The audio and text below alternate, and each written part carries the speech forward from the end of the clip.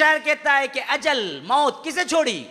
اجل ہی نے چھوڑا نہ کسرا نہ دارا، کسرا کو نہیں چھوڑا نہ دارا کو چھوڑا۔ کسرا کون ہے پتہ ہے؟ جس کے ستون، محلات کے ستون تقریباً 90,000 تھے۔ تو محل کتنا بڑا ہوگا؟ دیکھیے جو ستون ہے نا، دیکھیے 4 ستون پہ پورا یہ کیا حال کھڑا ہوا ہے۔ اس کا جو محل تھا وہ کتنا تھا؟ 90,000 ستونوں پر مشتمل تھا، اور ہر ستون ہیرے جواہرات سے پر تھا۔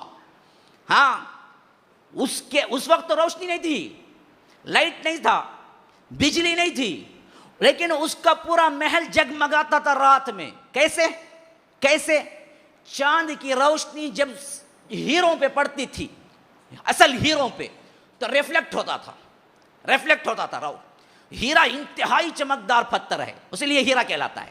اگر چھوٹا سا بھی قیمتی ہیرا یہاں رکھ دیا جائے اور لائٹ آف کر دی جائے تو پورا محل روشن ہو جائے گا۔ تو اس کا اتنا بڑا محل، چاند کی روشنی جب پڑتی تھی محل، اور محل کے ستونوں میں جو ہیرے جواہرات گڑے ہوئے تھے، اس سے پورا محل ریفلیکٹ ہوتا تھا، تو پورا محل روشن ہو جاتا تھا۔ ہر وقت تھرکنے والیاں، ڈانس کرنے والیاں، شراب پلانے والیاں، صرف اس کے لیے 3,000 خوبصورت ترین لڑکیاں ہوتی تھی اس کے پاس ہمیشہ، 3,000، اور یہ ہر ملک کی لائی ہوئی ہوتی تھی۔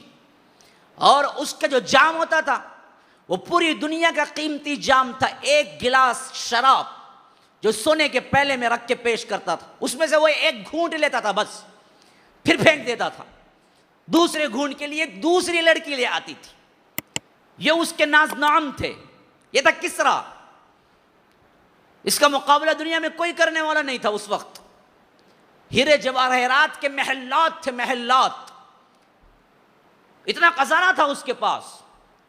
جب حضرت عمر نے فتح کیا اپنے دور خلافت میں کسرا کو، خالی اس کا ایک ٹکڑا آیا تھا، کارپیٹ کا ایک ٹکڑا۔ جب موسم بہار نہیں ہوتا تھا، یعنی گرمی کا موسم ہوتا تھا، تو کسرا ٹھنڈی کے موسم کا مزہ لینے کے لیے اس پہ بیٹھ کے شراب پیتا تھا۔ وہ کارپیٹ ویسا تھا۔ کیسا تھا کارپیٹ؟ وہ کارپیٹ کے اندر ہر چیز چاندی کی تھی، اور اس میں جو درخت تھے پورے کے تنے سونے کے تھے، اور اس میں جو پھل لگے ہوئے تھے پورے ہیرے جواہرات کے تھے، اور سیٹنگ ایسی تھی کہ اس کو سیٹ کر دو تو وہ ایک باغ نما لگتا تھا، جس کے اندر کارپیٹ پہ بیٹھ کے پیتا تھا۔ حضرت عمر کے ہاتھ میں جب آیا تو عرب حیران رہ گئے، ایسے بھی لوگ تھے؟ کیوں، تو عرب تو بدو تھے، انہیں پتہ نہیں ہوتا تھا کیا عیش ہے۔ لیکن ایران، روم، یہاں پر تمدن بہت اونچا تھا۔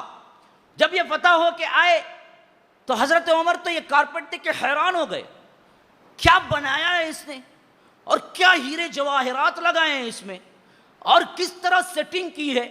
ایسی ہو سیٹنگ تھی اس زمانے میں بھی، اگر گرمی کے موسم میں بھی یہ بچھا دیا جائے تو ایسا لگتا تھا گویا کہ موسم سرما ہو گیا ہے، بارش بوند رہی ہے، اور اس میں بیٹھ کے وہ شراب پیتا تھا۔ حضرت عمر کو خیال ہوا کہ اتنا قیمتی اور ایسا قالین، ایسا کارپیٹ تو ایک نشانی ہے، تاکہ ہم بتا سکیں، اس کو رکھیں گے۔ تو حضرت علی نے کہا کہ خلیفۃ المسلمین ایسا ہرگز نہ کیجئے، ہو سکتا ہے اس کی وجہ سے فتنے برپا ہوں، آپ اس کو ٹکڑے ٹکڑے کر دیجئے اور سپاہیوں میں بانٹ دیجئے۔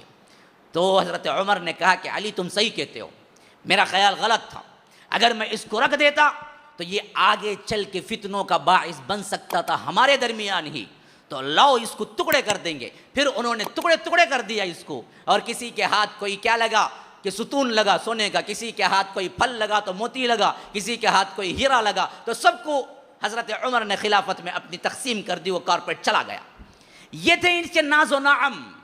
لیکن موت کہاں چھوڑی؟ پتہ ہے موت اس کی کیسے ہوئی؟ خود کا بیٹا، ہاں کوئی دوسرا نہیں، خود کا اپنا بیٹا، 18 سال کی عمر بھی نہیں پہنچا تھا بدبخت، لیکن سلطنت کی لالچ میں آ کر اپنے ہی باپ کو جیل میں ڈلوا دیا اور اپنے بادشاہ بن کے بیٹھ گیا۔ جب اس کے مشیروں نے، وزیروں نے کہا کہ تیرا باپ کا زندہ رہنا خطرے سے خالی نہیں، تو جیل میں مت ڈال بلکہ اسے مار دے، تو خود اپنے ہاتھوں سے گرم گرم سلاخیں اس کے آنکھوں میں چبا چبا کے اس نے مروا دیا اور وہیں جیل میں مر گیا۔ اپنے باپ کو مار کے 18 مہینے بھی حکومت نہیں کی، شیر وہ اس کا بیٹا، اسے اس کے بیٹے نے مار دیا۔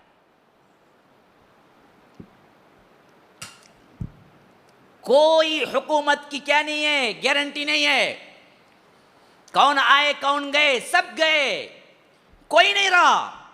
جاؤ پیچھے جا کے دیکھو، جب وہ نہیں رہے تو تم کہاں رہو گے؟ اجل ہی نے چھوڑا نہ کسرا نہ دارا، اسی سے سکندر صفات بہارا، ہر ایک لے کے کیا کیا نہ حسرت سے دھارا، پڑا رہ گیا یوں ہی ٹھاٹ سارا، جگہ جی لگانے کی دنیا نہیں ہے، یہ عبرت کی جا ہے تماشا نہیں ہے، یہ عبرت کی جا ہے، یہ عبرت کی جگہ ہے، تماشا نہیں۔ غفلت میں نہ گزارو، جس نے غفلت کی سراپا ٹھوکر کھائی،